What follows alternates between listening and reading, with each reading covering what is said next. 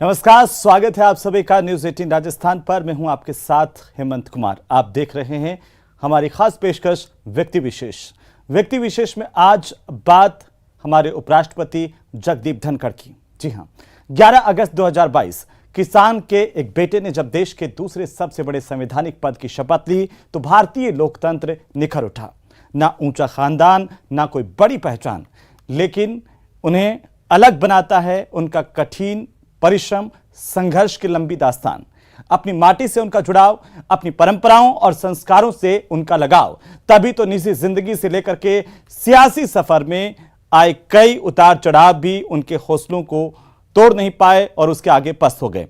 इकलौते बेटे की अर्थी का बोझ उठाया, फिर दुख के दरिया के पार आए, खुद को संभाला, परिवार को संभल दिया। सेवा भाव ऐसा कि केसरी और गोकुल का श्रवण कुमार कहलाए। कानूनी किताबों से लेकर के सियासी बिसात तक हर जगह पर उन्होंने अपना लोहा मनवाया है।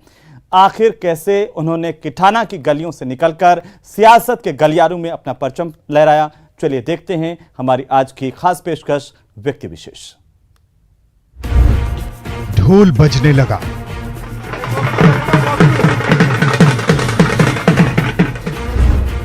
गांव सजने लगा,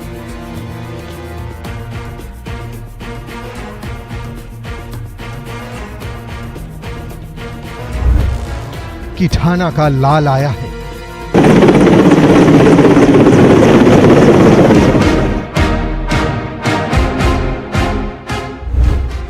खुशियों का खजाना लाया है।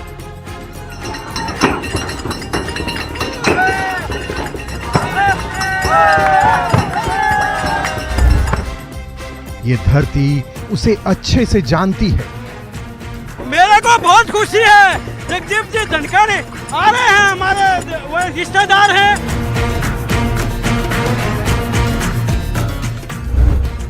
अपने लाल को खूब पहचानती है।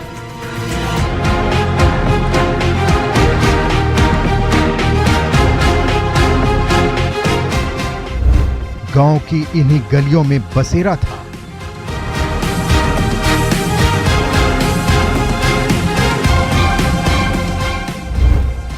यहीं दोपहर, शाम और सवेरा था।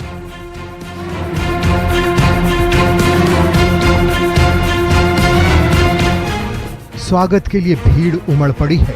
बच्चे, बूढ़े और जवान, ना उम्र की सीमा, ना जाति समाज का बंधन। किठाना में धूम मची है।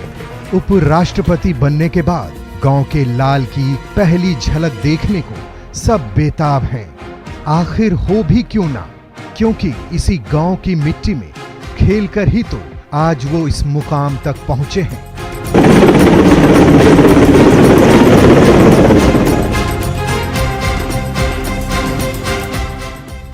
आखिर किठाना के पानी ने ही उसमें वो शक्ति भरी है जिसके दम पर उसने हर क्षेत्र में सफलता का परचम लहराया। इसी गांव के ही आसमान ने उसे हौसले की उड़ान दी है।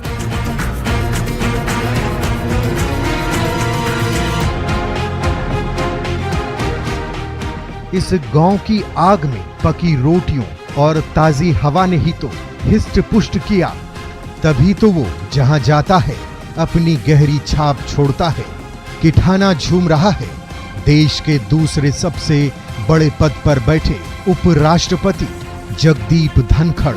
किठाना धन्य धन्य हो गया।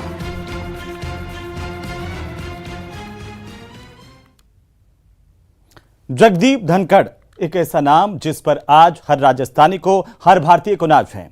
झुंझुनू जिले के किठाना की गलियों से निकलकर सियासत के गलियारों में अपनी धाक जमाने वाले जगदीप धनखड़ प्रदेश के दूसरे ऐसे बड़े नेता हैं जो देश के दूसरे सबसे बड़े पद पर पहुंचे हैं।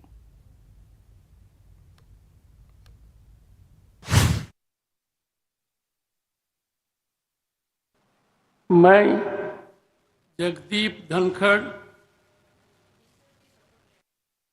ईश्वर की शपथ लेता हूं कि मैं विधि द्वारा स्थापित भारत के संविधान के प्रति सच्ची श्रद्धा और निष्ठा रखूंगा तथा इस पद को 11 अगस्त 2022 झुंझुनू के साथ साथ पूरे राजस्थान के इतिहास में ये तारीख उस समय स्वर्णाक्षरों में अंकित हो गई जब किसान के एक बेटे ने देश के 14वें उपराष्ट्रपति के रूप में शपथ ली। पद को तथा जिस पद को मैं ग्रहण करने वाला हूँ उसके कर्तव्यों का श्रद्धापूर्वक निर्वहन करूँगा। उसके कर्तव्यों का श्रद्धापूर्वक निर्वहन करूँगा।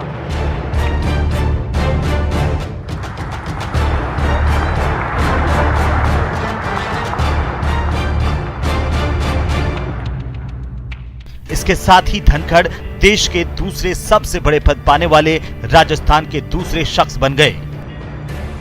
33 साल के सियासी अनुभवों का संसार समेटे जगदीप धनखड़ पहले राजनीति में नहीं आना चाहते थे, लेकिन जब आए तो कमाल कर दिया। सांसद बने, केंद्रीय मंत्री रहे, विधायक बने और फिर राज्यपाल के दायित्वों को भी बखूबी निभाया। हर माँ जो है अपने बेटों को अब आने वाले वक्त में यही सिखाएगी कि जगदीप धनखड़ से आप प्रेरणा लीजिए, जो यहाँ पर इसी गांव की माटी में पैदा होकर के उस मुकाम तक पहुँच गए जिसके बारे में शायद ही किसी ने सोचा हो। तो एक बहुत बड़ी बात है, ख़ास तौर से राजस्थान के लिए, शेखावाटी के लिए और इस देश के लिए, उन नौजवानों के लिए जो आगे बढ़ना चाहते हैं, जो प्रेरणा लेना चाहते हैं, तो उनके लिए जगदीप धनखड़ का जो जीवन है वो बहुत कुछ उनकी राहें प्रशस्त कर सकता है। जयपुर से 200 किलोमीटर दूर झुंझुनू जिले का किठाना गांव, हरे भरे खेतों के बीच एक सिंगल सड़क, पास में खेत और उसमें बना मकान। ये वही मकान है जिसकी दहलीज पार कर गांव का लाल आज दिल्ली के मौलाना आजाद रोड के उपराष्ट्रपति भवन तक पहुंचा है। जाहिर है गांव के हर शख्स को जगदीप की इस उपलब्धि पर गर्व है।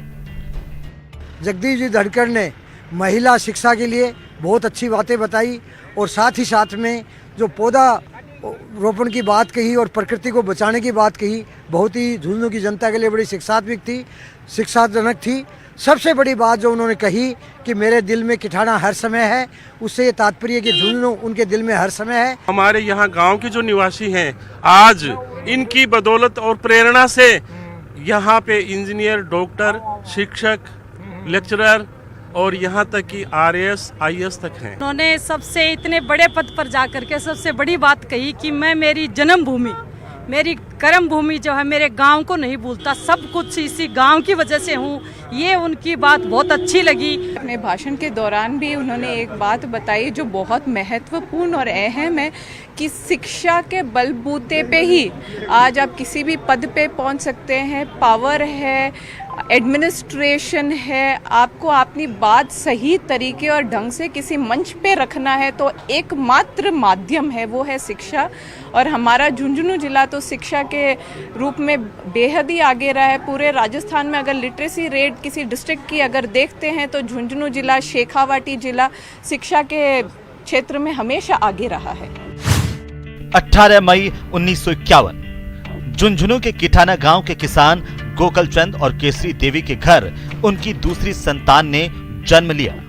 तब किसे पता था कि किसान के घर जन्मा जगदीप आगे चलकर देश का उपराष्ट्रपति बन जाएगा। 4 भाई बहनों में दूसरे नंबर के जगदीप धनखड़ शुरू से ही पढ़ाई में नंबर 1 थे। इतने होशियार कि अपने स्लेट के दोनों साइड में 2-3 मिनट में ही 12 खड़ी और पहाड़े लिख देते थे। यही कारण था कि टीचर भी उन्हें हमेशा प्यार देते थे।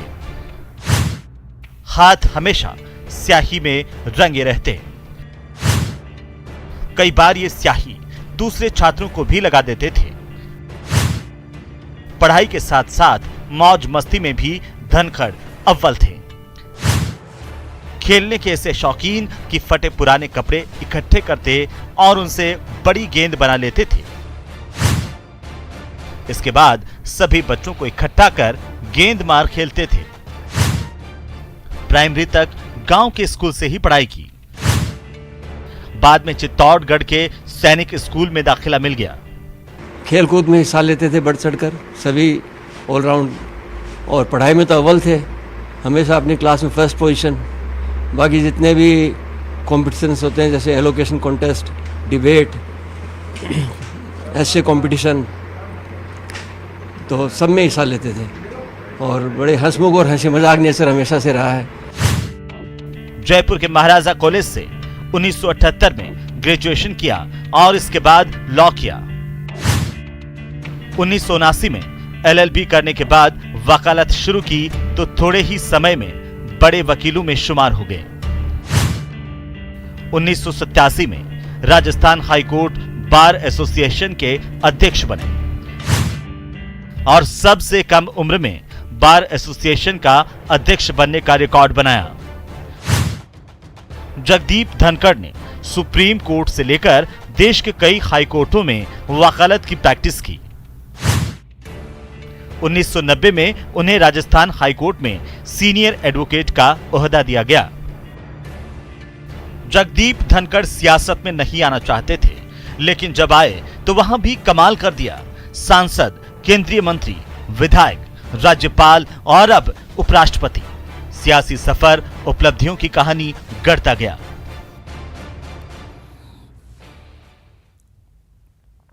तो किठाना से निकलकर देश के दूसरे सबसे बड़े संवैधानिक पद पर पहुंचने वाले जगदीप धनखड़ का सियासी सफर काफी उतार चढ़ाव भरा रहा है, लेकिन तमाम बाधाओं को पार करते हुए वे सियासत के धाकड़ बनकर के उभरे हैं।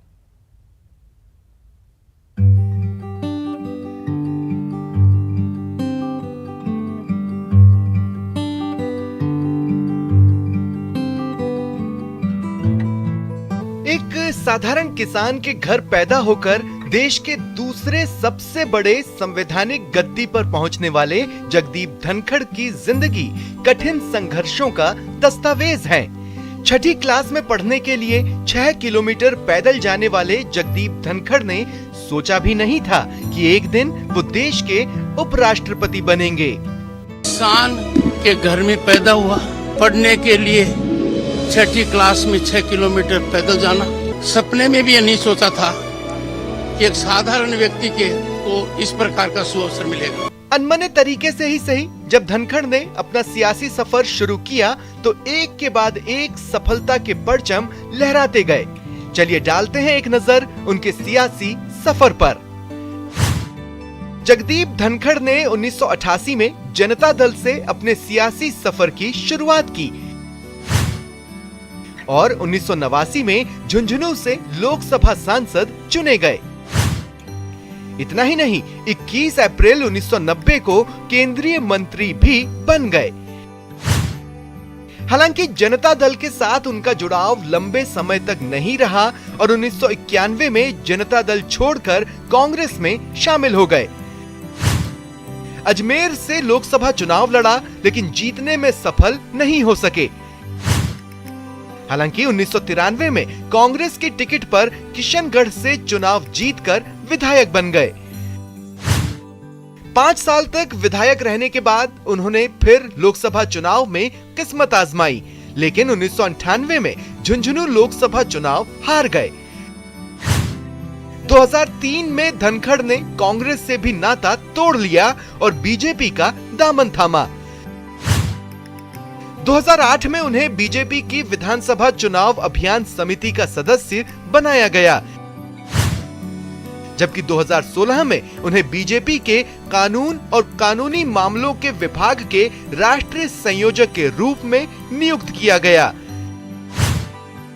लेकिन जगदीप धनखड़ के सियासी सफर को उस समय बड़ा मुकाम मिला जब 30 जुलाई 2019 को उन्हें पश्चिम बंगाल के 28वें राज्यपाल के रूप में नियुक्त किया गया।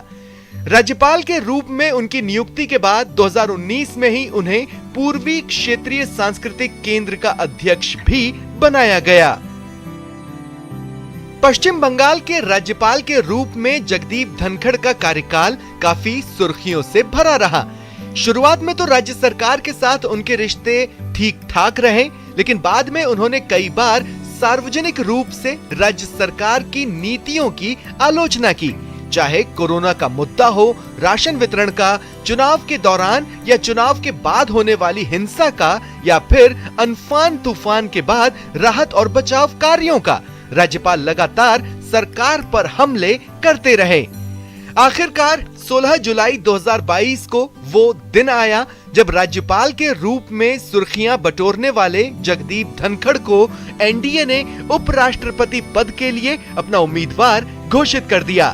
आंकड़े एनडीए के पक्ष में थे, लिहाजा 6 अगस्त को उपराष्ट्रपति चुनाव के लिए हुई वोटिंग में जगदीप धनखड़ ने यूपीए की कैंडिडेट मार्गरेट अल्वा को आसानी से हरा दिया और फिर 11 अगस्त 2022 को एक भव्य समारोह में देश के 14वें उपराष्ट्रपति के रूप में पद और गोपनीयता की शपथ ली। कई सियासी पंडितों ने जगदीप धनखड़ के उपराष्ट्रपति बनने को 2023 के राजस्थान विधानसभा और 2024 के लोकसभा चुनावों से जोड़ा। माना गया कि ये किसानों और जाटों को साधने की बड़ी कवायद है। लेकिन ये भी सच है कि एक साधारण किसान के बेटे का देश के दूसरे सबसे बड़े संवैधानिक पद पर पहुंचना साबित करता है कि भारत में लोकतंत्र की जड़ें मजबूत हैं। कई सियासी पंडितों ने जगदीप धनखड़ के उपराष्ट्रपति बनने को 2023 के राजस्थान विधानसभा और 2024 के लोकसभा चुनाव से जोड़ा है। माना गया है कि ये किसानों और जाटों को साधने की बड़ी कवायद है। लेकिन ये भी सच है कि एक साधारण किसान के बेटे का देश के दूसरे सबसे बड़े संवैधानिक पद पर पहुंचना साबित करता है कि भारत में लोकतंत्र की जड़ें मजबूत हैं। जयपुर से कैमरामैन यासीन खान के साथ हितेंद्र शर्मा, न्यूज़ 18 राजस्थान। तो जगदीप धनखड़ का सार्वजनिक जीवन की तरह ही उनका निजी जीवन भी उतार चढ़ाव भरा रहा है, लेकिन विपरीत से विपरीत परिस्थितियों में भी उन्होंने हिम्मत नहीं हारी। उनको ये हिम्मत उनकी माटी ने दी, उनके पारंपरिक संस्कारों ने दी। बड़ा ओहदा भी उन्हें उनकी माटी से दूर नहीं कर पाया।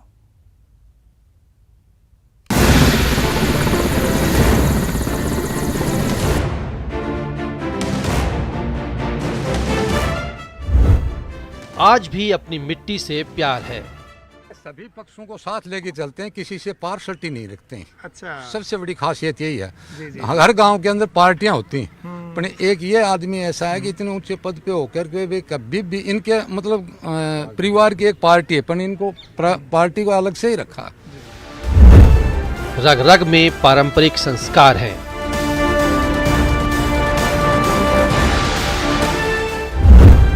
नहीं है ओहदे का जरा भी अहंकार।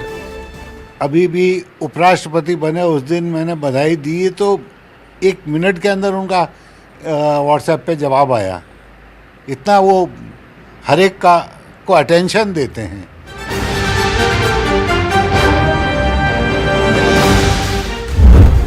सहज ही सुलभ सादगी के भंडार।